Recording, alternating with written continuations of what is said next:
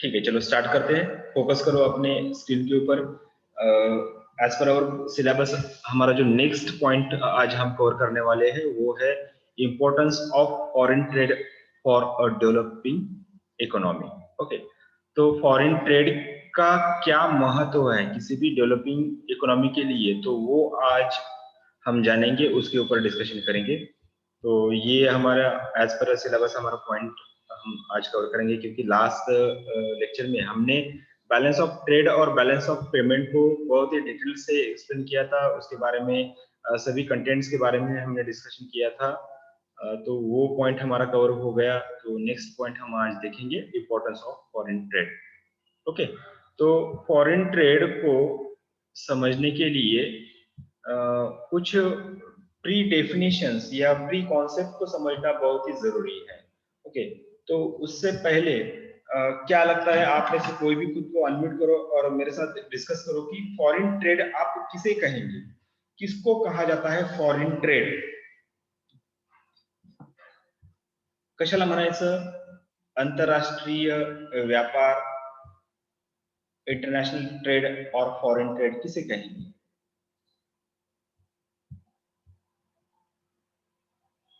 What is foreign trade और international trade? आप में से कोई भी खुद को अनम्यूट करो। स्नेहा, स्नेहा अनम्यूट करा स्वतःला।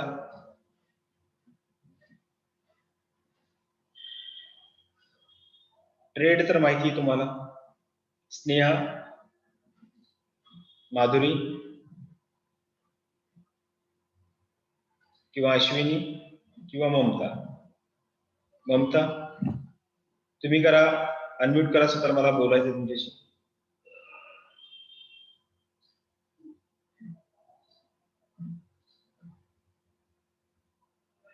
ममता, ओके, माझा आवाज येतो तुमच्यापर्यंत? तुमचा आवाज जात आहे। हॅलो, हा ममता, हेलो, स्नेहा,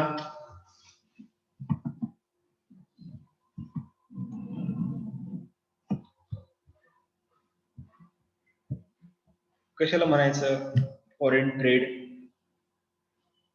या आप फॉरेन ट्रेड को इंटरनेशनल ट्रेड भी कह सकते हैं। पिछले लेक्चर में हमने इसके बारे में डिस्कशन किया था, किसे कहेंगे फॉरेन ट्रेड, ट्रेड में डोमेस्टिक ट्रेड में क्या अंतर है, फॉरेन ट्रेड में क्या अंतर है। जब आप कोई बिजनेस करते हो, यदि उसका स्कोप आप पर्टिकुलर एक स्टेट में है, या मान के आप वनी में बिजनेस करते हो, उसका स्कोप जो है सिर्फ महाराष्ट्र में ही है, तो आप उसको आप अपना ट्रेड कहेंगे, ठीक है, जो विद इन एक स्टेट में आप काम करते हो। यदि आपका ट्रेड जो है या बिजनेस जो है एक से अधिक स्टेट में आप अपने प्रोडक्ट को बेचते हो, ट्रांजेक्शन करते हो, तो आपका जो बिजनेस है वो डोमेस्टिक बिजनेस कहलाएगा, ठीक है, या नेशनल बिजनेस आप उसको भी कह सकते हो। पूरे नेशन में या पूरे देश में आप उसका ट्रांजेक्शन करते हो, तो आप वो आपके बिजनेस को नेशंस ट्रेड भी कहेंगे।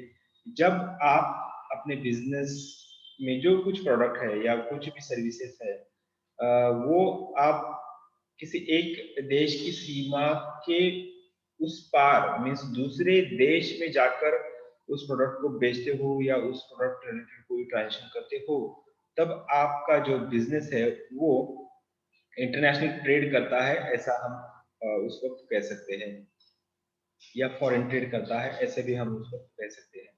तो जब आप अपना बिजनेस का स्कोप एक देश से अधिक देशों तक फैलाते हो, एक्सपैंड करते हो, तब आप इंटरनेशनल ट्रेड करते हैं। यही एक, इसी को ही हम फॉरेन ट्रेड कहेंगे। जैसे कि एक देश के बिजनेसमैन किसी अपने देश के कंज्यूमर के साथ साथ अन्य देशों के कंज्यूमर हो या कस्टमर हो, उनके साथ यदि कोई ट्रांजेक्शन करते हैं या उनके साथ बिजनेस करते हैं, तो वो बिजनेस कहलाएगा फॉरेन ट्रेड। अब ये फॉरेन ट्रेड जो होता है किसी देश के लिए क्यों इम्पोर्टेंट होता है, यहाँ पे हमारे सिलेबस में पर्टिकुलर एक कंट्री या एक टाइप की इकोनॉमी को मेंशन किया है, developing economy. Okay, importance of foreign trade for a developing economy. अब ये डेवलपिंग इकोनॉमी, डेवलप्ड इकोनॉमी और अनडेवलप्ड इकोनॉमी, यहाँ पे तीन नए कॉन्सेप्ट को सबसे पहले समझना पड़ेगा। हमने यहाँ पे अभी जो समझ लिया था वो है जस्ट मुझे कुछ सेटिंग्स यहाँ पे प्रॉपर करने को पहले।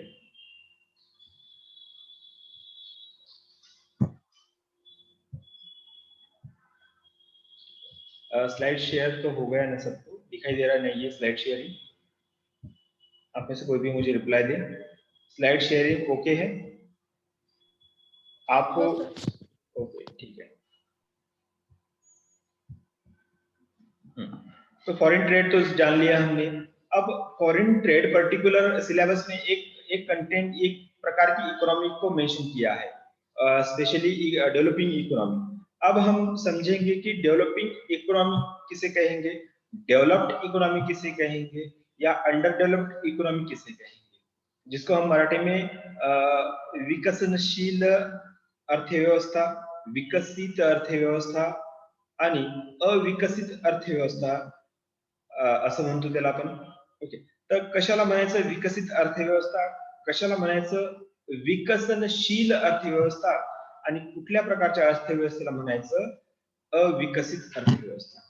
हे तिन्ही शब्द किंवा हे जी संकल्पना आहेत या तिन्ही संकल्पना वेगळ्या आहेत। यांना सर्वात पहिल्यांदा तुम्हाला समजून घेणं आवश्यक आहे, तरच आपण फॉरेन ट्रेड या तीनही संकल्पनांच्या आधारावरती त्यांचं इम्पॉर्टन्स जे आहे फॉरेन ट्रेडचं ते मात्र वेगवेगळं असू शकतं।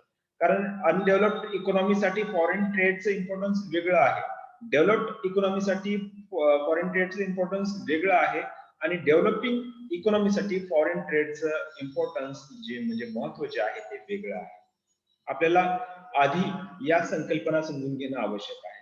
तर आधी समजून घेऊया की आपण अनडेव्हलप्ड मीन्स अविकसित, या अंडर डेव्हलप्ड मीन्स विकसनशील अर्थव्यवस्था म्हणजे काय, underdeveloped. Okay, undeveloped and underdeveloped हे दोन्ही शब्द वेगळे आहेत। अंडर डेव्हलपमेंट विकसनशील, ज्याच्यामध्ये विकसित होण्याची कॅपॅसिटी आहे, आणि ती कॅपॅसिटी विकसित तो देश किंवा ती इकॉनॉमी जी आहे ती विकसित देशाच्या इकॉनॉमी सारखी स्वतःची इकॉनॉमी करण्याच्या प्रक्रियेमध्ये आहे। Okay, the undeveloped economy means that economy or that country who have less per capital real income than USA, Canada, Australia और Eastern Europe। अब ये जो डेफिनेशन है, ये डेफिनेशन यूएन ने की है। यूएन मींस यूनाइटेड नेशन ने। यूनाइटेड नेशन एक इंटरनेशनल इंस्टीट्यूशन है, इसने बहुत ही सिंपली तरीके से किस देश को हम अंडर डेवलप्ड देश कहेंगे या किस इकोनॉमी को हम अंडर डेवलप्ड इकोनॉमी कहेंगे, इसका एक सिंपल डेफिनेशन के आधार पर इन्होंने क्लासिफिकेशन किया है। यूएन क्या कहता है, उस देश को या उस कंट्री को आप अंडर डेवलप्ड कह सकते हो जिस कंट्री या जिस इकोनॉमी का जो कैपिटल जो होता है लेस पर कैपिटल रियल इनकम, पर कैपिटल रियल इनकम जो है वो कम है। किससे कम है? यूएसए मींस अमेरिका से कम है, कनाडा से कम है, ऑस्ट्रेलिया से कम है, और वेस्टर्न यूरोपियन कंट्रीज जो है, यूरोपियन कंट्रीज, उन कंट्रीज के रियल इनकम जो है पर कैपिटल रियल इनकम, इससे कंट्री से कम यदि किसी कंट्री का रियल कैपिटल इनकम है, तब उस देश को आप अंडर डेवलप्ड इकोनॉमी या अंडर डेवलप्ड कंट्री कह सकते हो। ओके, टोडारो ने जो डेफिनेशन की है थोड़ी सी अलग से डेफिनेशन है, उनके हिसाब से अंडर डेवलप्ड इकोनॉमी किसे कहेंगे? Under developed country is the country in which there are low level of living standard, low level of absolute poverty, low per capital income, low consumption level, poor health services, high death rate, high birth rate, and dependence on foreign countries. अब ये जो speciality इस definition में दी गई है, उस speciality की यदि कोई कंट्री या यदि कोई इकोनॉमी अगर आपको देखने को मिलती है, तो उस कंट्री को या उस इकोनॉमी को आप डेफिनेटली कह सकते हो कि this country is under developed country. अब इस अंडर डेवलप्ड कंट्रीज की जो विशिष्टताएं होती है वो क्या है, इसमें सबसे पहले तो इन कंट्रीज में या इन इकोनॉमीज में जो लोग रहते हैं उनका लेवल ऑफ स्टैंडर्ड लिविंग का जो लेवल होता है वो कम होता है। इस कंट्री में, इस इकोनॉमी में पॉवर्टी का जो रेट होता है वो अधिक होता है। इस कंट्री में जो कैपिटल, रियल कैपिटल इनकम जो होता है, पर कैपिटल इनकम, वो कम होता है। उसके बाद जो कंजम्पशन लेवल जो होता है वो भी कम होता है। पुअर हेल्थ सर्विसेज, इस कंट्री में हेल्थ रिलेटेड सर्विसेज अधिक डेवलप नहीं होती है, मींस पुअर सर्विसेज होती है। इस कंट्रीज में जो मरने की संख्या होती है, लोगों की मरने की संख्या, उसका रेट जो होता है वो अधिक होता है। ये रेट क्यों अधिक होता है? क्योंकि इसमें एडवांस्ड हेल्थ सर्विसेज नहीं होती है। इसके कारण इस प्रकार की कंट्रीज में जो डेथ रेट जो होता है वो कंपैरेटिवली अधिक हमें देखने को मिलता है। उसके बाद जो होता है वो इस प्रकार की कंट्रीज में जो बर्थ रेट जो होता है वो हाई होता है, जन्म दर जिसको हम कहेंगे वो अधिक होता है। उसके बाद डिपेंडेंस, ये जो कंट्रीज होती है मींस अंडर डेवलप्ड कंट्रीज जो होती है वो टोटली या पर्टिकुलर मैक्सिमम लेवल तक ये डिपेंड होती है फॉरेन करेंसीज के ऊपर, क्योंकि इनकी जो डोमेस्टिक करेंसी जो होती है उसका वैल्यूएशन जो होता है उसका कंपैरेटिवली अदर कंट्रीज से बहुत कम होता है। इसलिए ये इस प्रकार की जो इकोनॉमी होती है या कंट्रीज जो होती है वो मैक्सिमम डिपेंड करती है फॉरेन करेंसी के ऊपर। ये सभी विशेषताएं जिस इकोनॉमी में देखने को मिलती है उसको हम अंडर डेवलप्ड कंट्री या अंडर डेवलप्ड इकोनॉमी हम कहेंगे। अब इसके अगेंस्ट ये विशेषताएं जिस इकोनॉमी में या जिस कंट्री में हमें देखने को नहीं मिलेगी, उसी कंट्री को या इकोनॉमी को हम कहेंगे डेवलप्ड इकोनॉमी या डेवलप्ड कंट्री। अब आपको यहाँ पे ये समझना होगा कि इस विशेषताएं के जो भी हमने अभी विशेषताएं बताई है, इससे रिवर्स या इससे विरुद्ध अगर कोई विशेषताएं जिस कंट्री में हमें देखने को मिलेगी उसको हम डेवलप्ड इकोनॉमी कहेंगे। ओके, तो स्पेशली किस कंट्रीज को हम डेवलप कहेंगे, किस कंट्रीज को अनडेवलप कहेंगे, किस कंट्री को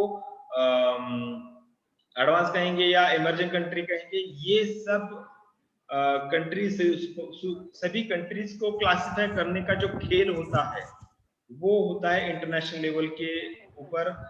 स्पेशली जो 3 संस्थाएं हैं इंटरनेशनल लेवल पर, जिसका नाम है world bank, international monetary fund और UNDP, united nation development programme. ये जो इसको यूएन का ही एक पार्ट है यूएनडीपी। अब ये जो 3 संस्थाएं हैं, वर्ल्ड बैंक, आईएमएफ और यूएन, ये 3 संस्थाएं सभी वर्ल्ड की जो कंट्री है उनको क्लासिफाई करने का काम करते हैं। किस कंट्री को डेवलप कंट्री में हम डेवलप कंट्री वाले ग्रुप में रखे, किस कंट्री को अनडेवलप्ड कंट्री वाले ग्रुप में रखे, किस कंट्री को अनडेवलप्ड कंट्री के ग्रुप में रखे, ये सब डिसाइड करने का जो काम होता है वो ये 3 संस्थाएं करती है। अब ये 3 संस्थाएं ये जो काम करती है ये अपने मन से तो नहीं करती है, कुछ रिपोर्ट्स होते हैं, कुछ डेटा होता है, उस डेटा के आधार पर सभी कंट्रीज को क्लासिफाई करने का काम जो होता है वो वर्ल्ड बैंक, आईएमएफ और यूएन करता है। अब वर्ल्ड बैंक जो क्लासिफिकेशन करता है उसका क्लासिफिकेशन करने का तरीका थोड़ा अलग है एज कंपेयर टू आईएमएफ, और आईएमएफ का पूरी देश को या पूरी कंट्रीज को क्लासिफाई करने का तरीका जो होता है वो भी चेंज है as compare to world bank and UN. जो यूएन ने जो कंपैरिजन करता है पूरी कंट्रीज का, उसका जो आधार होता है वो 2 आधार पे पूरी कंट्रीज को क्लासिफाई करता है। वो 2 कौन बेस है, एक तो डेवलपिंग कंट्री और दूसरा डेवलप्ड कंट्री। यूएनडीपी यहाँ पे समझ लेना कि जो कंट्रीज होती है उनको कैटेगराइज करने का जो काम है, स्पेशली कैटेगराइज जो यूएनडीपी करता है उसका नाम क्या है, डेवलपिंग कंट्रीज और डेवलप्ड कंट्रीज।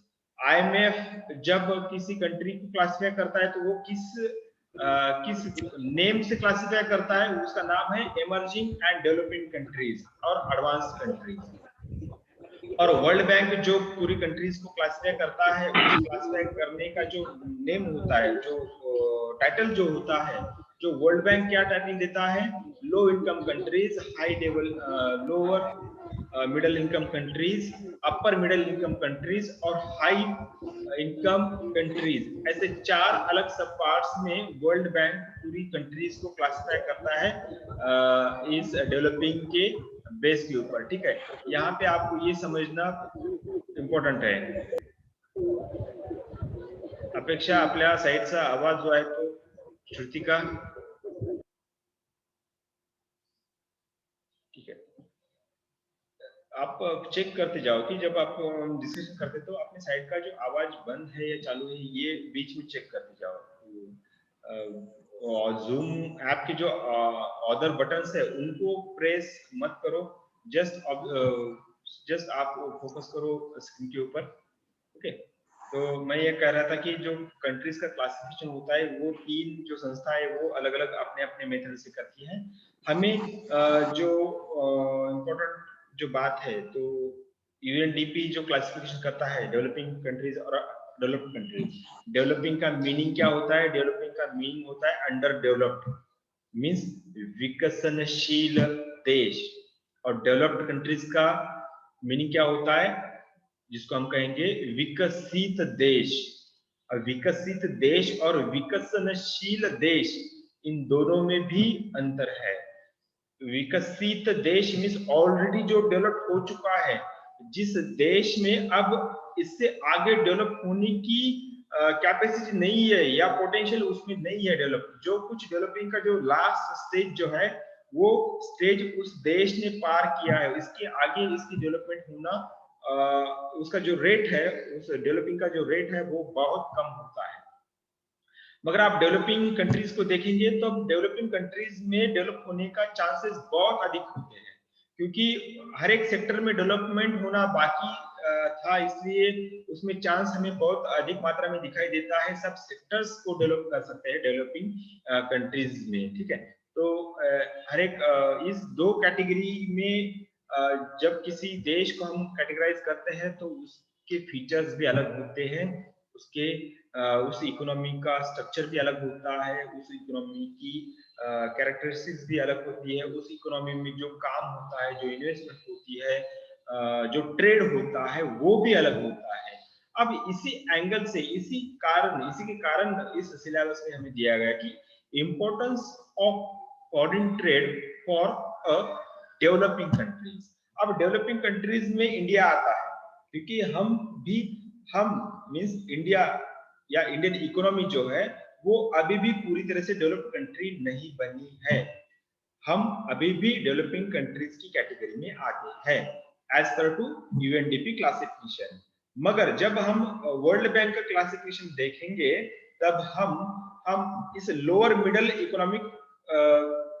इकोनॉमी या लोअर मिडिल कंट्रीज के क्लासिफिकेशन में आते हैं एज कंपेयर टू जब हम कंपैरिजन करेंगे आईएमएफ और वर्ल्ड बैंक की क्लासिफिकेशन के बेस पर। ठीक है, अब ये जो हम अगली स्लाइड पे जाएंगे, मैं थोड़ा सा यहाँ पे आपको थोड़ा सा डिटेल में बता देना चाहूंगा कि ताकि आपको ये डेवलपिंग कंट्री किसे कहेंगे, अनडेवलप्ड कंट्री किसे कहेंगे, ये आपको अच्छी तरह से पता चले। जिस प्रकार से लो इनकम कंट्री और लोअर मिडिल कंट्री या अपर मिडिल कंट्री, ये 3 कैटेगरीज जो वर्ल्ड बैंक ने कैटेगराइज किए हैं, इन 3 कंट्रीज के अंदर जो ये 3 कैटेगरीज के अंदर जो कंट्रीज आती है उन्हीं को यूएनडीपी कहता है डेवलपिंग कंट्री, और जो हाई इनकम कंट्री जो होती है उन्हीं को यूएनडीपी कहता है डेवलप्ड कंट्री, और आईएमएफ कहता है एडवांस्ड कंट्री। ओके, तो कुछ डेटा के बेस पर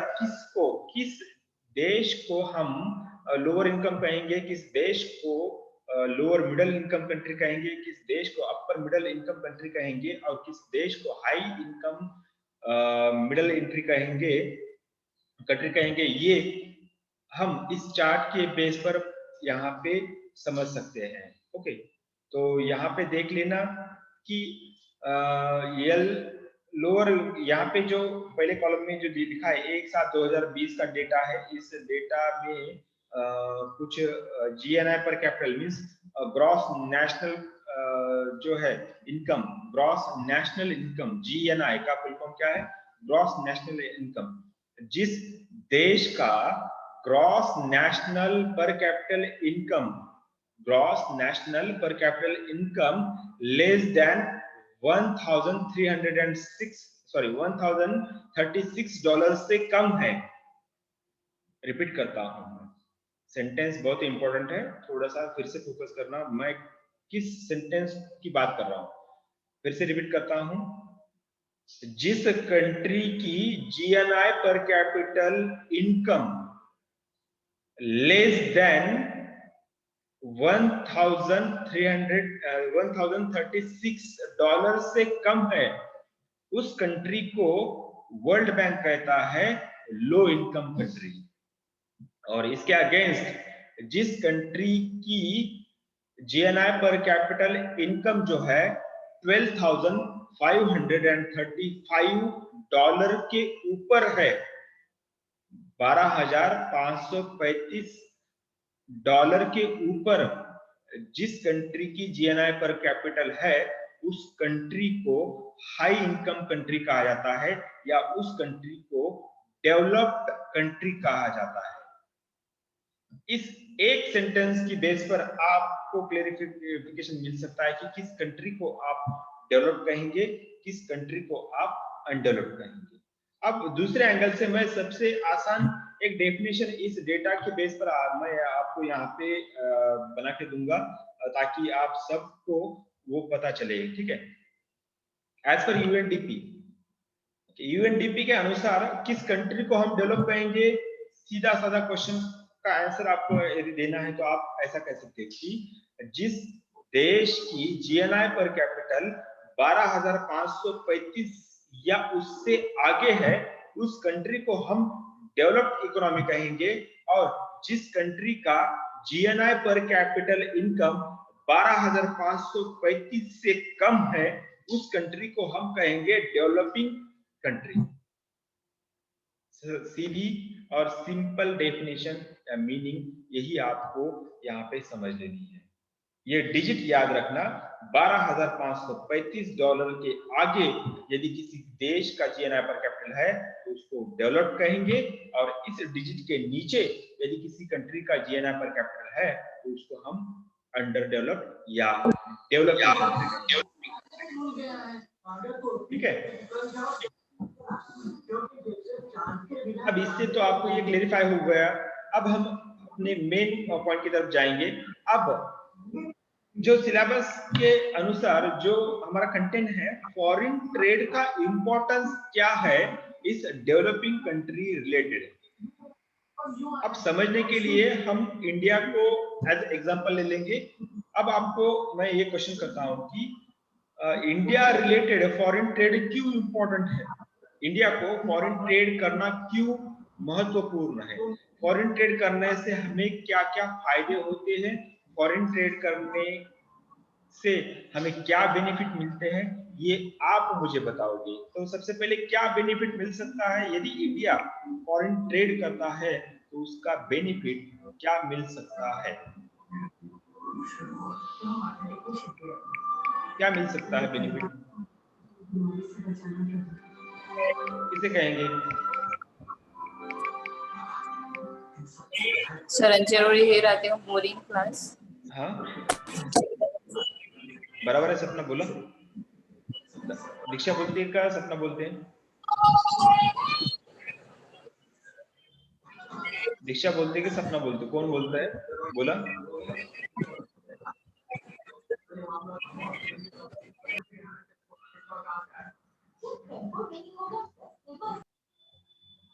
दीक्षाचा घरचा टीव्ही चालू आहे, ती टीव्ही पाहत पाहत क्लास करते आहे असं वाटतं, कारण तिथून टीव्हीचा आवाज येतोय। तुमच्यावर डिपेंड आहे कशा पद्धतीने अटेंड करायचा है क्लास, ठीक है। मैं फिर से रिपीट करता हूं मेरा क्वेश्चन।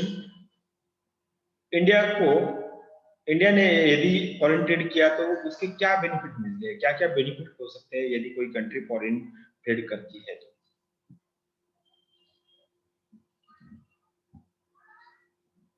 आप में से कोई भी खुद को अनम्यूट करके मेरे साथ डिस्कस कर सकता है.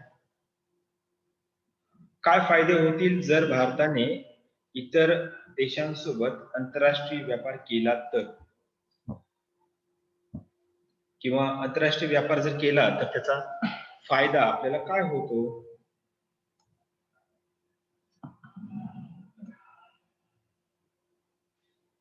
सांगू शकेल कोणी? स्नेहा, सपना, श्रुतिका, अश्विनी, अपेक्षा, दीक्षा, माधुरी.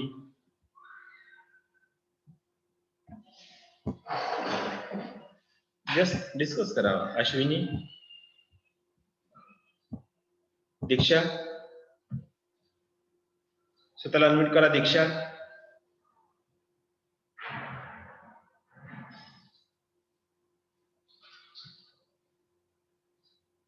दीक्षा. हाँ सर. काय बेनिफिट होतो जर एखाद्या देशाने आंतरराष्ट्रीय व्यापार केला तर? काय काय होऊ शकतं? काय मिळू शकतं आंतरराष्ट्रीय व्यापारातून? का महत्वाचा आहे आंतरराष्ट्रीय व्यापार?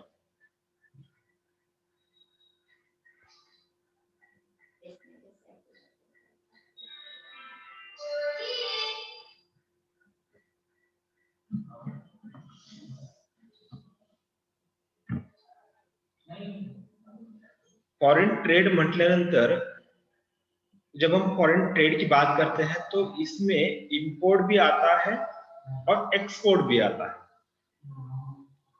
तो यदि कोई डेवलपिंग कंट्री इंपोर्ट एक्सपोर्ट, चाहे वो गुड्स का हो या चाहे वो सर्विसेज का हो, चाहे वो इन्वेस्टमेंट का हो, चाहे वो कैपिटल का हो, यदि ऐसा कुछ ट्रांजेक्शन करता है इंटरनेशनल लेवल के ऊपर तो उसका बेनिफिट क्या होता है? ये ट्रांजेक्शन करना क्यों इंपॉर्टेंट होता है? सबसे पहले इंपॉर्टेंट जो है, यदि कोई डेवलपिंग, हाँ बोलिए. Optimal use of natural resource, specialization, stability, correct. and establish new in business, correct, and technology. correct. जो कंटेंट्स आपने यहाँ पे हाईलाइट किए वो सभी कंटेंट्स करेक्ट है, क्योंकि सबसे बेनिफिट जो अभी इन्होंने कहा है कि ऑप्टिमम यूज. ओके, तो हम स्टेप बाय स्टेप इसको एक्सप्लेन करेंगे. सबसे पहला बेनिफिट या इम्पोर्टेंस तो ये होता है, यदि कोई डेवलपिंग कंट्री इंटरनेशनल ट्रेड करता है या फॉरेन ट्रेड करता है तो सबसे पहले उस कंट्री के अंदर जो डोमेस्टिक बिजनेसेस है, जो इंडस्ट्री है, उसको रॉ मटेरियल मिलता है. क्योंकि क्या होता है, रॉ मटेरियल, मान लो कि अपने डोमेस्टिक मार्केट में रॉ मटेरियल की कीमत जो होती है वो किस सिचुएशन में अगर उसका रेट ज्यादा हो गया तो हम कम रेट में अन्य देशों से वही रॉ मटेरियल परचेस कर सकते हैं. मीन्स हमें ऑप्टिमम रॉ मटेरियल का जो अवेलेबिलिटी है वो प्राप्त हो सकती है.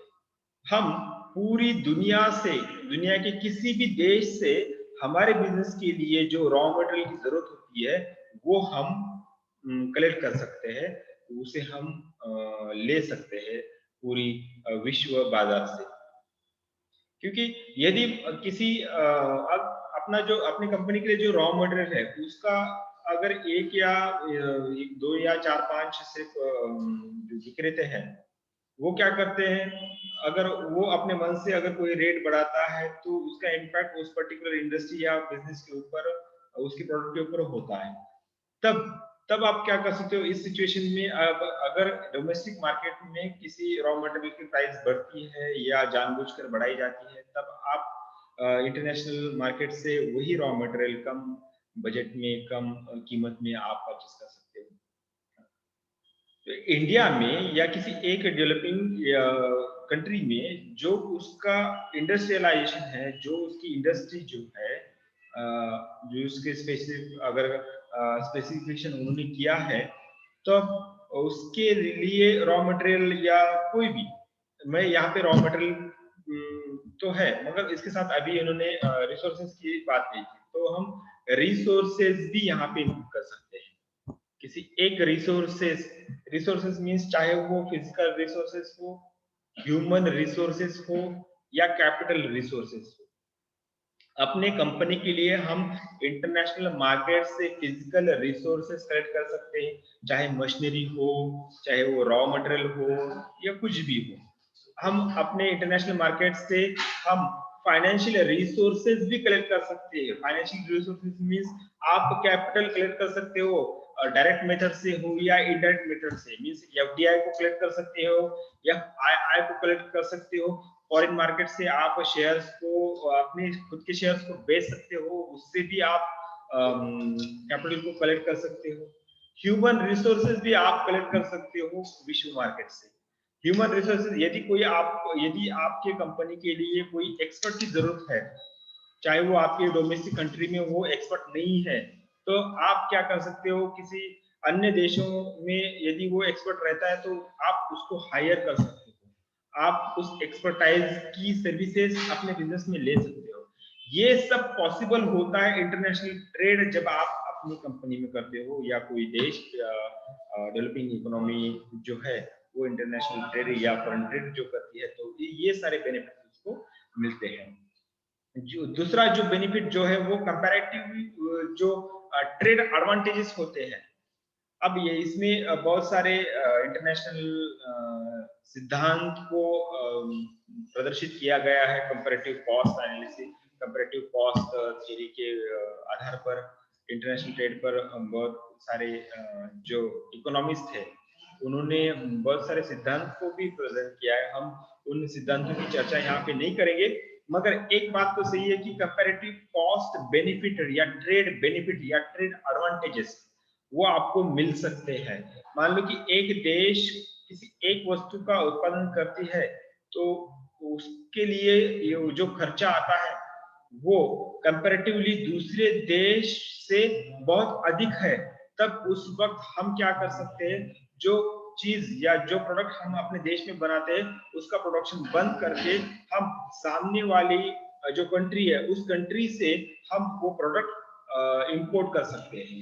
उसी प्रकार से यदि कोई एक देश में यदि कोई प्रोडक्ट बनता है तो उसकी जो कॉस्ट है वो एक देश में कम है और सामने वाले देश में अगर अधिक है, तो जो सामने वाला देश है उसका प्रोडक्शन वो न करते हुए इस कंट्री से वो पर्टिकुलर प्रोडक्ट जो है वो परचेस कर सकता है। इससे क्या है, ये कंपैरेटिवली कॉस्ट बेनिफिट या कंपैरेटिवली ट्रेड बेनिफिट है, तो वो हमें मिल सकते हैं इस फॉरेन ट्रेड की मदद से। ओके, नेक्स्ट जो है, आज हम कह सकते हैं कि पूरा जो विश्व है वो आपके एक मोबाइल फोन में आ चुका है। आप में से बहुत सारे लोग या सब लोग अमेज़न, फ्लिपकार्ट यूज करते हो, तब पूरे विश्व का प्रोडक्ट आपके मोबाइल के अंदर है। आप जब चाहे उस अमेज़न या फ्लिपकार्ट या अन्य कोई जो शॉपिंग एप्स है उनकी मदद से आप कोई भी प्रोडक्ट परचेस कर सकते हो। इससे क्या हुआ, इंटरनेशनल ट्रेड से कंज्यूमर का जो चॉइस करने की जो स्कोप है वो बहुत अधिक बढ़ चुका है। Greater choice for consumer, consumer को बहुत अधिक चॉइसेस का यहाँ पे अपॉर्चुनिटी मिल चुकी है। देख लेना, आप कोई भी प्रोडक्ट किसी भी राज्य से आप या किसी भी कंट्री से आप घर बैठे ऑनलाइन ऑर्डर कर सकते हो। घर बैठे आपको प्रोडक्ट मिलता है। एक प्रोडक्ट लेना है तो उसके हजारों सब टाइप या उसके हजारों वैरायटीज आपको देखने को मिलती है ऑनलाइन। तो ये बेनिफिट होता है फॉरेन ट्रेड का। तो ये 3 बेनिफिट्स हमने यहाँ पे डिस्कस कर लिए, क्योंकि अभी 1 मिनट से भी कम टाइम बचा है। आगे का डिस्कशन हम नहीं कर पाएंगे। कल इस क्लास को कंटिन्यू करेंगे। इसी के फॉरेन ट्रेड का बेनिफिट या इम्पोर्टेंस जो है वो कल हम डिस्कस करेंगे। आज के लिए हम यहाँ पे रुकते हैं। आज के बारे में किसी को कोई क्वेश्चन है तो वो कल क्लास में पूछ सकता है, ठीक है। तो आज के लिए हम यहाँ पे आज का क्लास स्टॉप कर देते हैं। आज हमारे साथ जो लोग प्रेजेंट थे उनकी प्रेजेंट तो मैंने ऑलरेडी लगा दी है। आज हमारे साथ जस्ट, अपेक्षा, माधुरी, श्रुतिका, सपना, अश्विनी, यही लोग हैं। क्लास कंटिन्यू किया जाएगा, कल फिर मिलेंगे। आज के लिए हम